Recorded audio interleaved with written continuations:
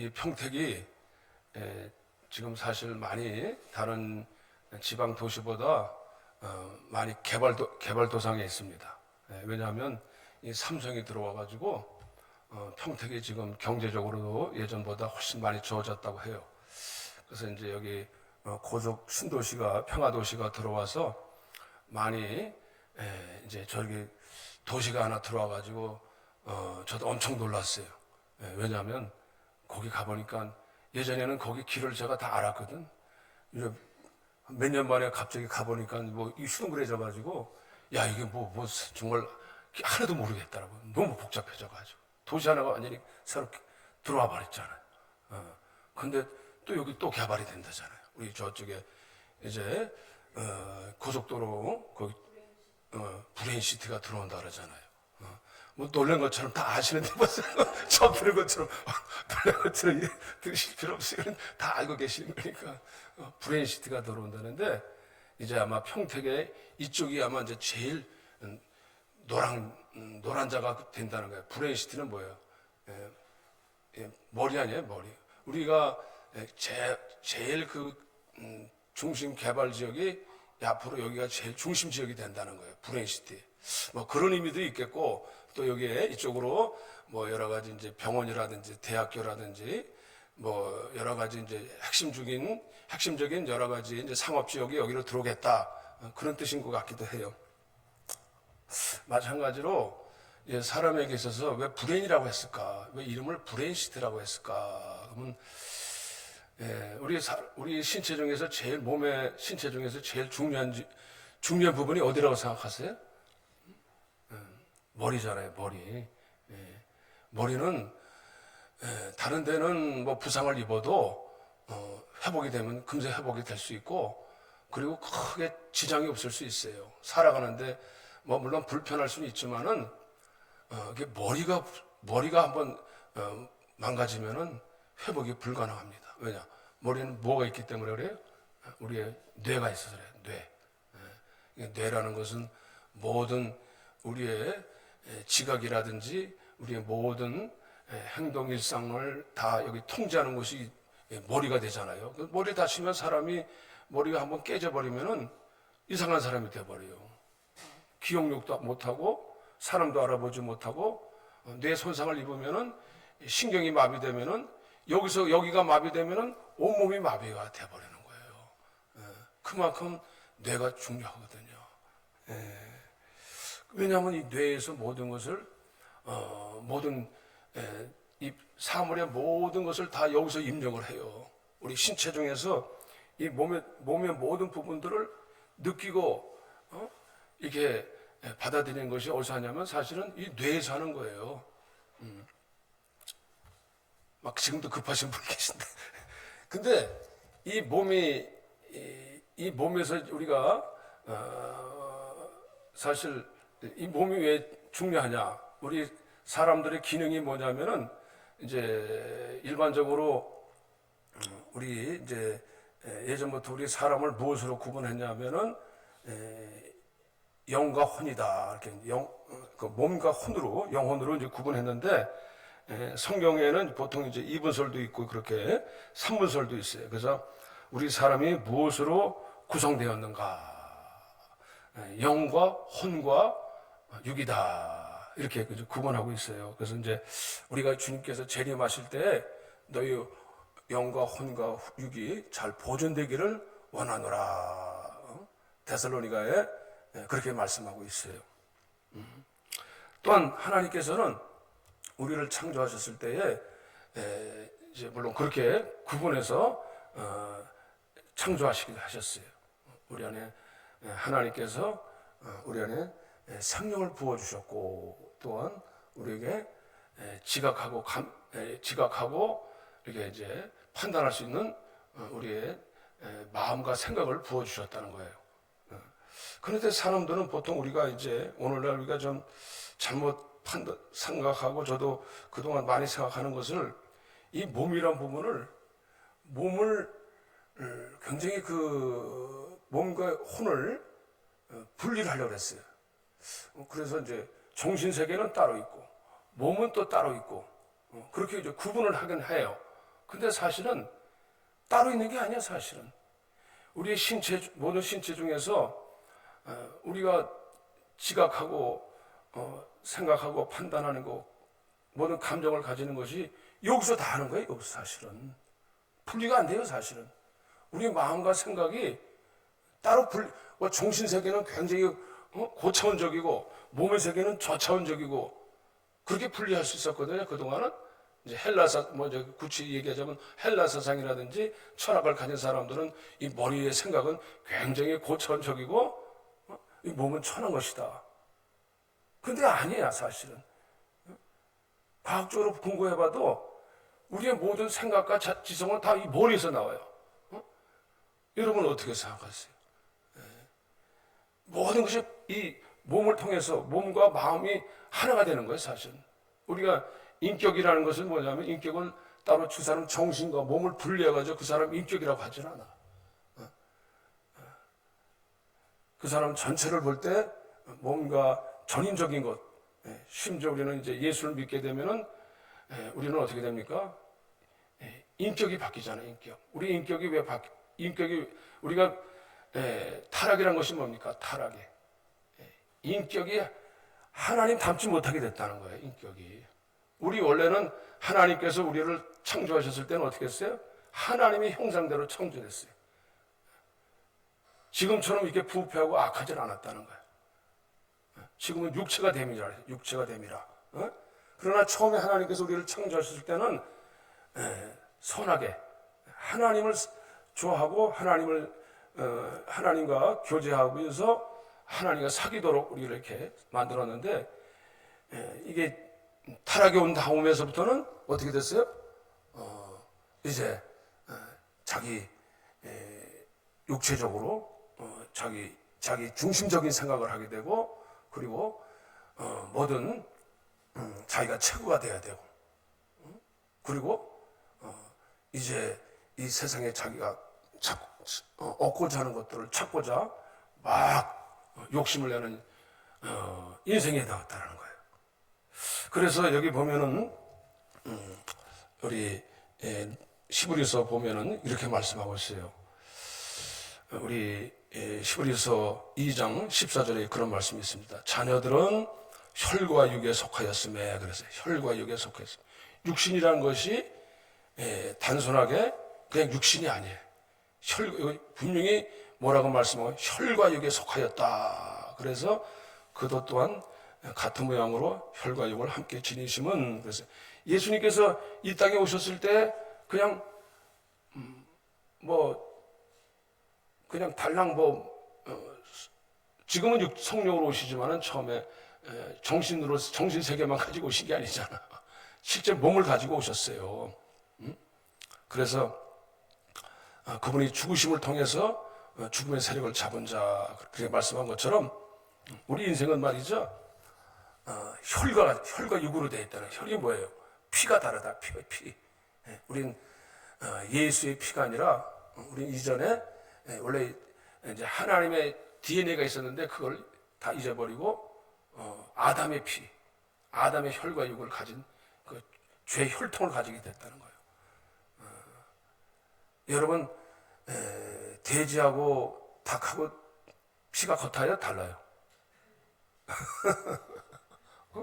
근데 돼지 피 가지고 아무리 여기 심장에 수혈해도 사람이 살아날 수 있나? 안 돼요. 사람이 아무리 과학이 발전돼도요, 피는 만들 수 없어요. 절대로 10만이 그 피는요, 아무나 하나님만이 하실 수 있는 것이지 아무나 할 수 있는 게 아니거든요. 아무나 만들 수 있는 게 아니에요. 그래서 돼지 피 가지고는 사람 수혈 살릴 수 없어요. 또 사람도요, 피가 또 DNA가 맞아야 돼요. 또 거기도 같은 피가 있어요. 그거 맞아야지 수혈도 할 수 있어요. 그렇기 때문에 진화론, 아무리 과학적인 근거가 없습니다. 진화론. 절대로 하나님은 다 각기 종류대로 만드셨다는 거예요. 근데 우리 인류는 이 피 때문에, 아담의 피로 인해 가지고 우리가 피가 흐르고 있다는 거예요. 아담의 피가. 조상들의 피. 망령된 행실을 행하는 이유가 우리 안에 처음부터 우리의 조상들의 피가 있다는 거예요. 부모의 혈통을 이어가게 된다는 거예요. 피로 인해서. 육이라는 것은. 그렇기 때문에 우리가 이것을 알아야 됩니다. 죄라는 것이 무엇인가를 알아야 됩니다. 그래서 자기가 본능적으로 우리는 다, 사람들은 다 어쨌거나 다 자기 중심적으로 살아가게 돼 있는 거예요. 그렇게끔 살지 않으면 생존하기가 어려워요. 그런데 오늘날 우리는 자꾸 우리가 문제가 무엇이냐면은 신앙생활도 보면은 자꾸 우리가 이제 문제가 되는 것이 뭐냐면 예수님 시대 초대교회 때도 뭐가 중요하면 영지주의라는 게 있어가지고 야, 우리 신앙생활은 몸은 비천한 거니까 그냥 정신세계만 잘하면은 신앙생활 잘하는 거 아니냐. 그 정신세계가 어디 있어? 정신세계가. 그러니까 그 세상 철학도 그런 사상을 가지고 있어요. 정신세계는 굉장히 고상한 건데 육체의 세계는 미천한 것이다. 분리할 수가 없어요, 사실은. 다 우리는 이 인격이 어디서 오냐면은 이게 다 보는 데서 오는 거야. 보고 느끼는 감정에서 여기서 사고하게 되고 이게 느끼게 되고 감정하게 됐다고. 엊그제도 제가 이제 뭐 TV 보는데 요즘에 먹방 같은 거 잘하잖아요. TV에서 뚱뚱한 사람들 나와가지고 이렇게 이제 근데 장어구이를 갖단 말이죠. 4사람이서 이렇게 이제 밥을 먹는데 8판을 먹더라고. 8판. 이제 장어구이 이렇게 이만큼 나와가지고. 근데 어지간히 먹어야지. 근데 먹어도 진짜 맛있게 먹어요. 보다가 침이 꿀깍. 그냥 장어도 이게 토막 낸 게 아니고 이렇게 긴 걸 갖다가 이게 뭐 한 판이라니까 뭐 작은 게 아니더라고요. 이만큼 판. 근데 그냥 장어가 길다는 걸 갖다 반으로만 쪼갰는데 그냥 거기 젊은 아가씨가 나오는데 제일 잘 먹어. 딱 집더니만 그게 다 들어가네 입에. 근데 굉장히 맛있게 먹어요. 질리지도 않아. 근데 저도 모르게 입에서 꼴깍. 장어 먹고 싶다. 사람은요, 보고 느낀 것을 보고 느끼면 그대로 여기서 감정이입이 되는 거예요. 사고하게 되는 거예요. 사물을 보면서 느낀 대로 보는 대로 여기서 사고하게 돼요. 어디서? 뇌에서.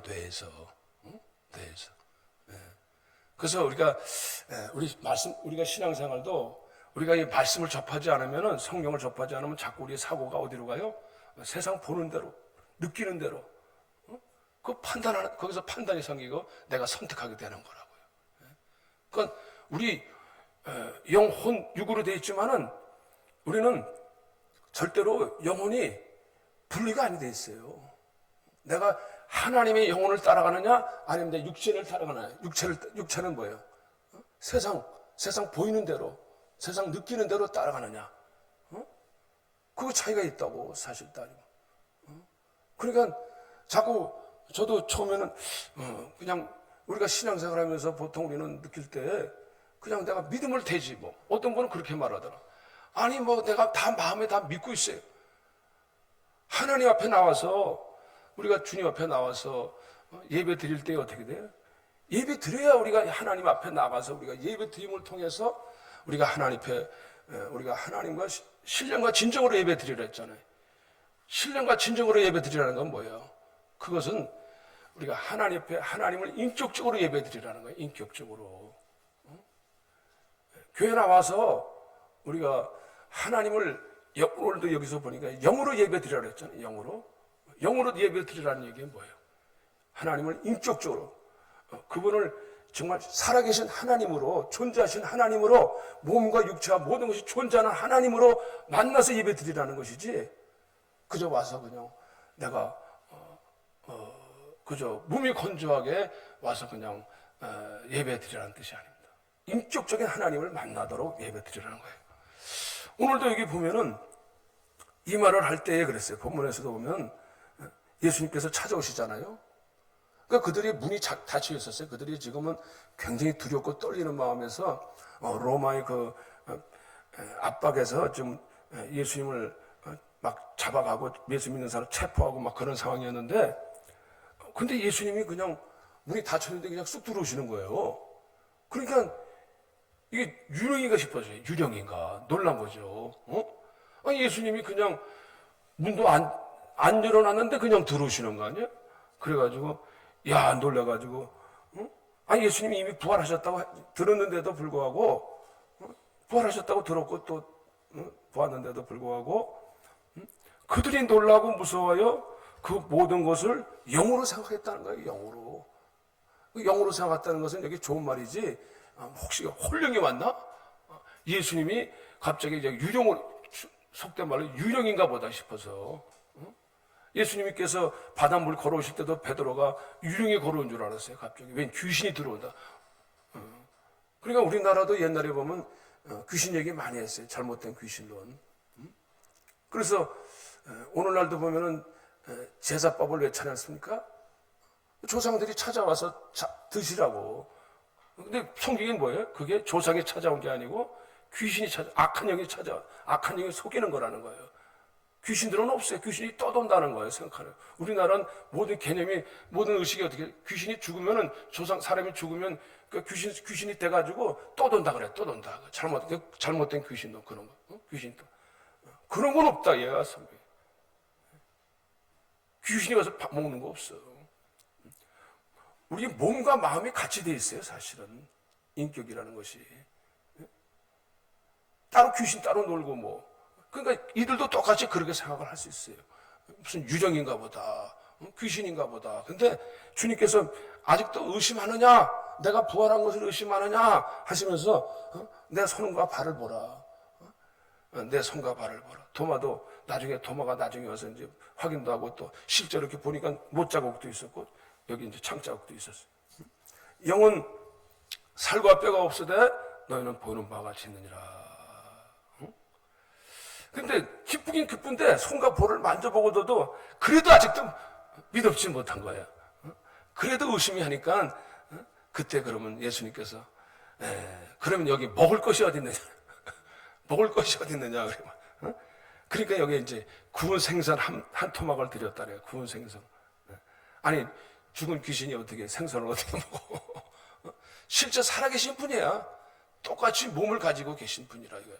몸을 가지고 계셔서 주님께서 실제로 나는 정말 살아난 거야. 죽은 게 아니라는 것을 너무나 역력하게 주님께서 살아계신 것을 아주 입중해서 확실히 보여주시는 거예요.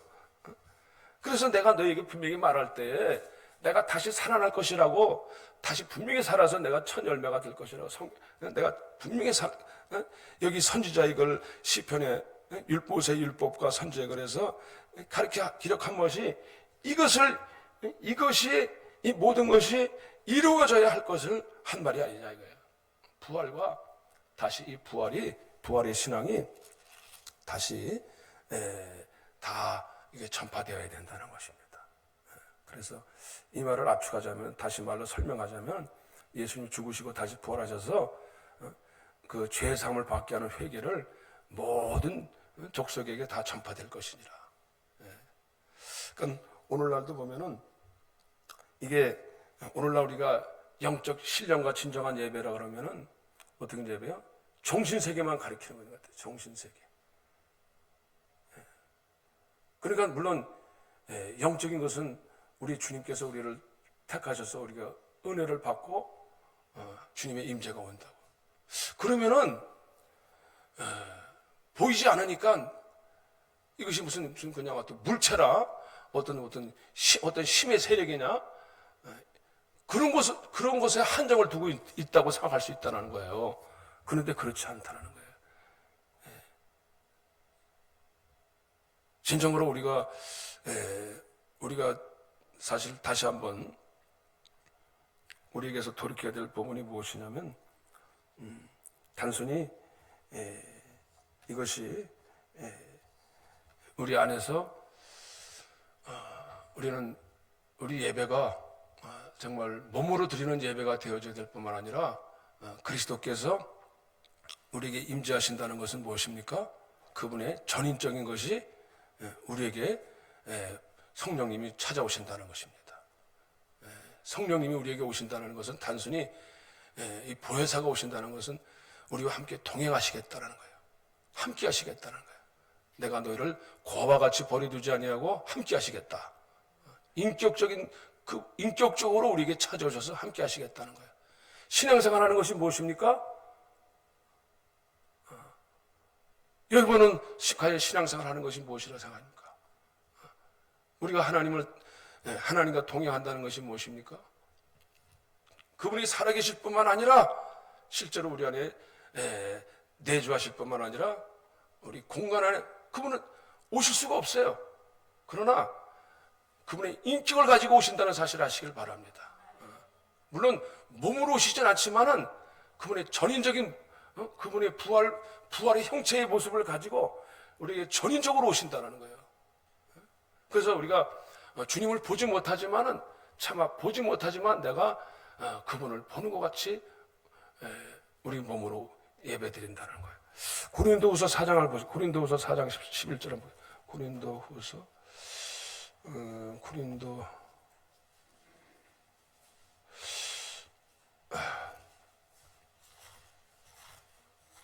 가만히 있어봐.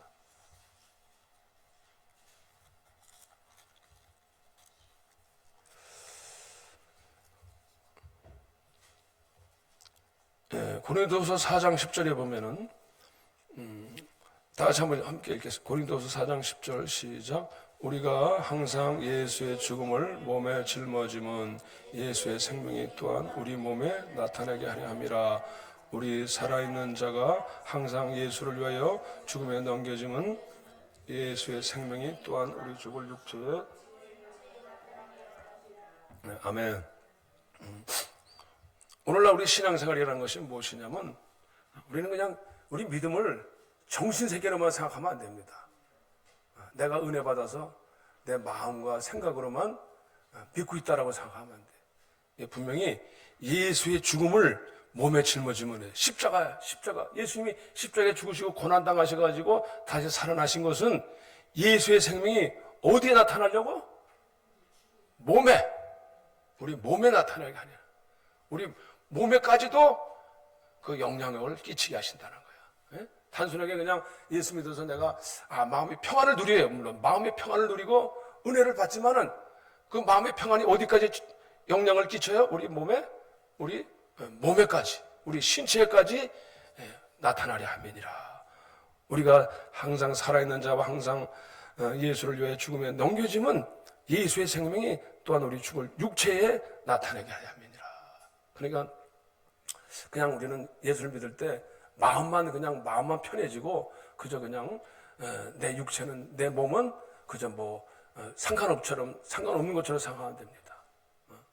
아직도 우리 이 내 몸과 마음이 전인적으로 주님 앞에 복종하게 되는 거예요. 내 몸까지도 내 몸은 이게 참데 이 혈과 육이라는 것이 따르기 때문에 항상 하나님 앞에 나에서 이 몸은요 항상 어디 빨리 민감하냐면은 이게 세상 육체에 보이는 세상 보이는 것에 항상 빨리 반응하고 빨리 거기에 쫓아가게 돼 있어요. 그런데 이 십자가의 능력은 무엇이냐? 우리 마음에 우리 영혼이라는 것은 무엇이냐? 영혼의 몸이 된다는 거예요. 영혼. 그래서 이 몸이 영혼이라는 것은 단순히 영혼이 아닙니다. 내 몸까지 나의 삶을 전적으로 내가 하나님께 의탁하는 삶으로 바뀌어진다는 거예요. 그렇기 때문에 이제 우리는 새로운 피조물이라는 사실입니다. 우리 전 존재라는 것은 우리 마음만 따르는 게 아니에요. 생각만 따르는 게 아니에요. 내 몸까지도 내 몸과 마음 전체가 따르는 거예요.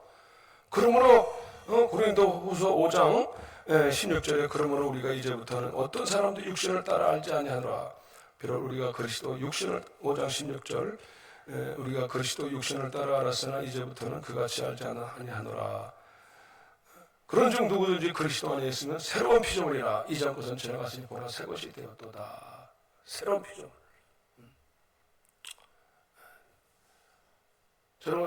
저 여러분들이 지금 날마다 우리가 육체에 속해서 정말 하나님 뜻대로 복종하며 사는 것이 때로는 마음은 원이로되 육이 약하도다 말씀하고 있듯이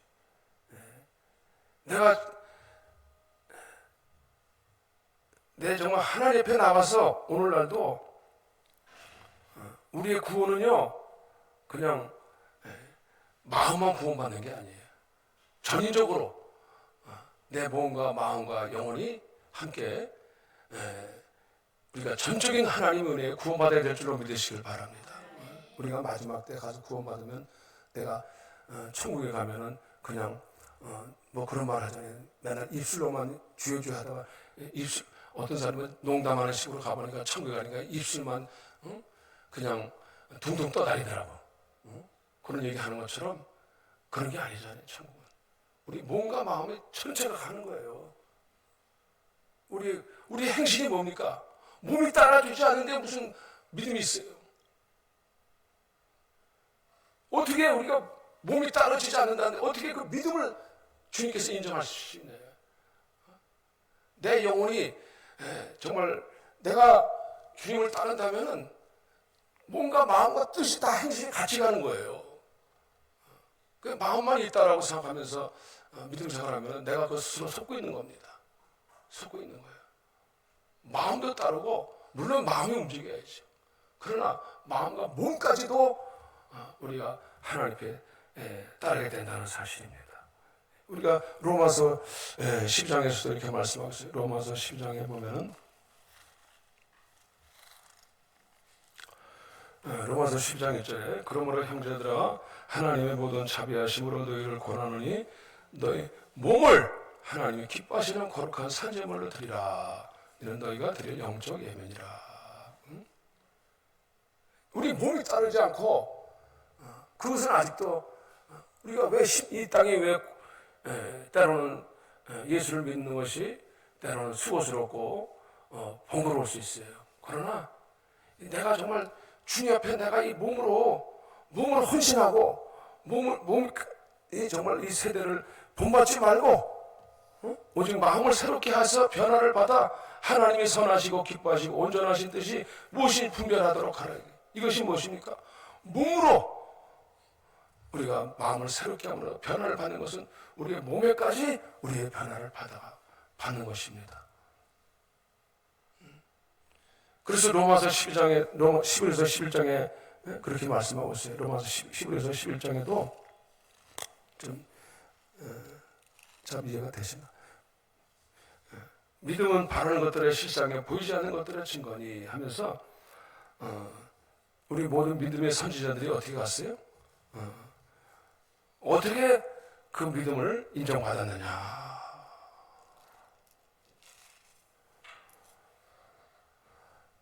히브리서 11장 7절에 믿음으로 노아는 아직 보이지 않는 일에 경고하심을 받아 경외함으로 방주를 준비하여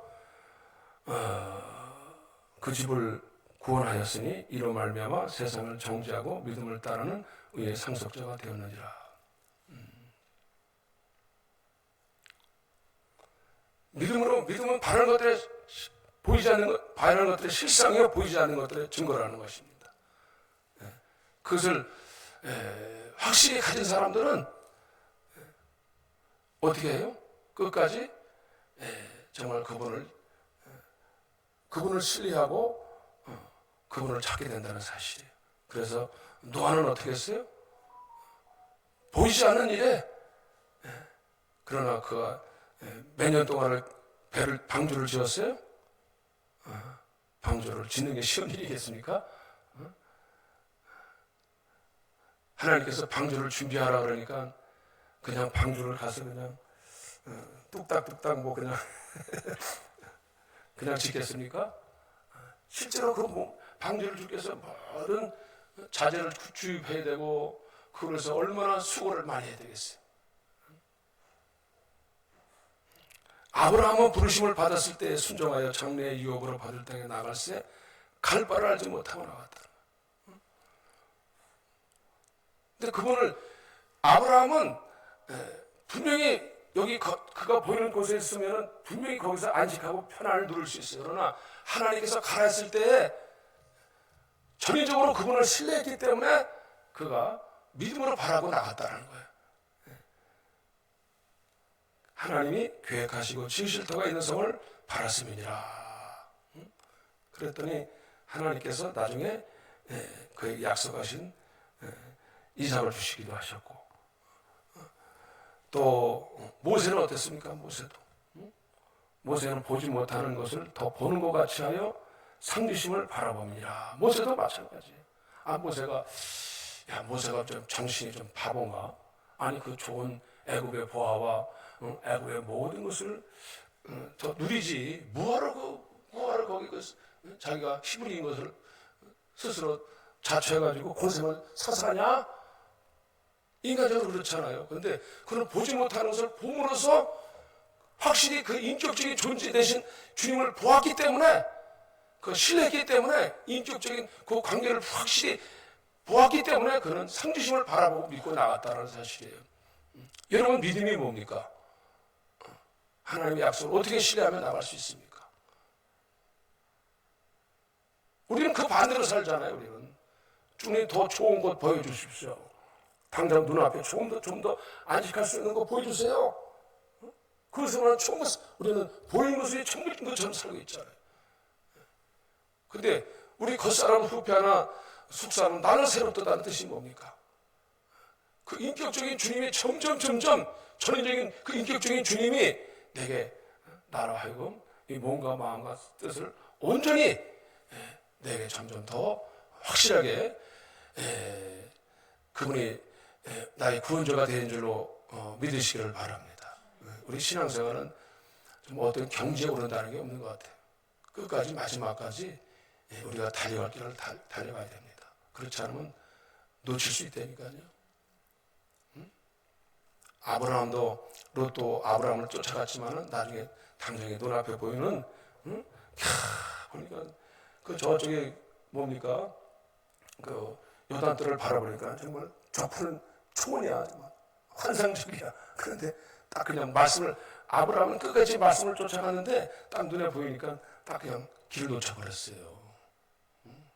말씀을 쫓아가지 못하니까.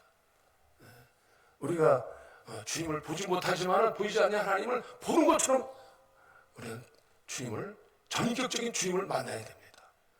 영적인 예배가 뭡니까? 영적이라는 것은 그냥 단순하게 그냥 주님의 유력인가 보다, 그게 아니에요. 정말 그분이 내게 임재하실 때 전인적인 인격적인 주님으로 찾아오신다는 거예요. 내 마음속에서 그분의 사랑과 그분의 자비와 긍휼이 인격적으로 주님을 만나는 것입니다.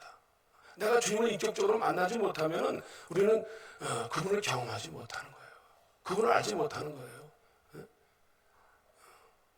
아무리 우리가 말로는 우리가 믿습니다 하는데, 근데 나중에 보면 신뢰하지 못해. 어떤 자매님이 북한에 연애했다는데 그분이 3번 이혼을 했대. 그래서 잠깐 얘기 들어봤는데, 동침인가 잠깐 봤는데, 근데 이제 첫 남편을 만났는데 젊었을 때 20대 중반 때인가 보니까 이제 자기가 한 달에 이렇게 이제 자세히 못 들었어. 그런데 갑자기 집을 비우고 이제 보름씩 한 번씩 집에 갔는데 갑자기 집에 들어갔더니 웬 여자하고 자고 있더라는 거예요. 그래가지고 그 용남이 앉아서 이제 철저하게 이제 이혼을 했다는 거예요. 아마 나이가 50대, 60대 같은 모르겠는데, 하여튼 그랬대. 그러다 집을 비웠어, 너무. 신혼초인데 너무 집을 비웠어. 그런데 또, 두 번째 만난 남자도, 이제 너무, 어떻게 해서 만났는데, 이제 안 만난다 하는데, 만나니까, 사람을 인격적으로 만나니까 또 살게 되더라는 거야. 그런데 또 그 사람도 보니까, 나중에 보니까, 죽었더라고요. 그 사람이 좀 문제가 있었어요. 문제가 있어가지고 그 사람이 내가 그걸 외울 필요는 없으니까. 세 번째 남자는 근데 그 사람이 두 번째 남자는 굉장히 궁색하게 살았다는 거예요. 너무 경제적인 능력이 없다 보니까 너무 힘들어가지고 헤어졌대. 너무 힘들었어. 세 번째 남자는 돈이 많은 사업가였는데 어떻게 또 이제 하다 만나가지고 살다 보니까 그러니까 또 나중에 보니까 그 사람이 사업을 잘못해가지고 감옥에 가게 해가지고 또 헤어졌다는 거야. 하여튼 기구한 운명이더구만. 근데 문제는 보니까 이게 만나니까 인격적으로 만나니까 그렇게 사람이 제가 하고자 하는 말은 결심을 해도 사람을 직접 만나니까 또 살게 되더라고요. 인격적으로 만나니까.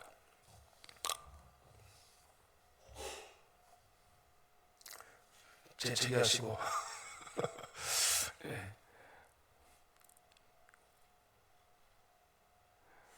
저와 여러분이 오늘 다시 한번 저와 여러분들은 예수 그리스도가 우리의 인격이 되시기를 바랍니다.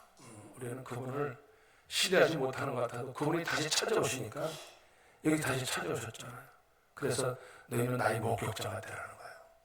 우리가 신앙생활 하다가도 뭔가 기피하고 싶고 뭔가 좀 회피하고 싶지만은 오늘 여기 보니까 다시 찾아오셔서 평강 있을지어다 다시 또 찾아오시고 우리에게 다시 또 안아주시고 품어주시는 분이세요. 내가 너희를 고아와 같이 버려두지 아니하시고 세상 끝날까지 너희와 함께 있으리라. 인격적인 주님이 우리에게 찾아오셔서 능력까지 보여주신다는 거야. 내 증인이 되라 하시면서 이제는 너희가 내 증인이 되라 하면서 능력까지 이 세상을 떠나지 말고 내 증인이다라고 말씀하시는 거예요. 이 세상에서는 우리가 소위 말해서 정말 그 인격을 우리가 손상해 갔어요. 우리 인격이 손상해 갔다고. 뭔가 우리가 의심하기 많고 낯선 사람을 만나게 되면 불안하고 이 사람을 신뢰해야 되나. 그러나 주님은 철저하게 우리에게 약속하셨습니다. 내가 세상을 떠나지 않고 내가 오늘 이 24장에 뭐라고 분명히 말씀하셨습니까? 내가 주님께서 볼줄하다. 나는 세상 끝날까지 내가 너희와 함께 있으리라 말씀하시면서 내가 너희를 이제 보낼 것이다 하시면서 위로부터 능력을 주셨습니다.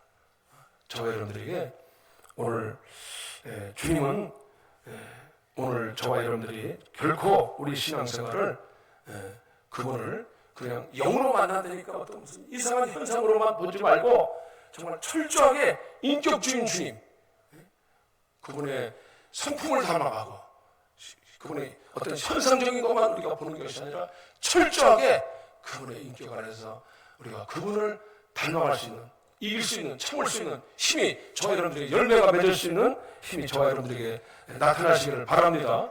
우리가 그 신앙생활을 통해서 저와 여러분들이 주님을 보는 주님을 증거할 수 있는 내가 보고 손잡고 내가 보았다 만났다 이걸 우리가 어떻게 이겨갑니까? 저는 못 만났어요. 이 육신의 눈으로 못 만났지만 이 마음의 눈으로 우리가 주님을 만나는 것입니다. 신앙생활이라는 것은 내가 마음의 주님으로 만나고 말씀으로 우리가 입증되고 우리 역사적으로 확신을 갖고 주님 앞에 주님 말씀 앞에 우리가 순종하여 주님이 저와 여러분들을 끝까지 함께 하시는 축복이 있으시기를 바랍니다. 기도하시겠어요.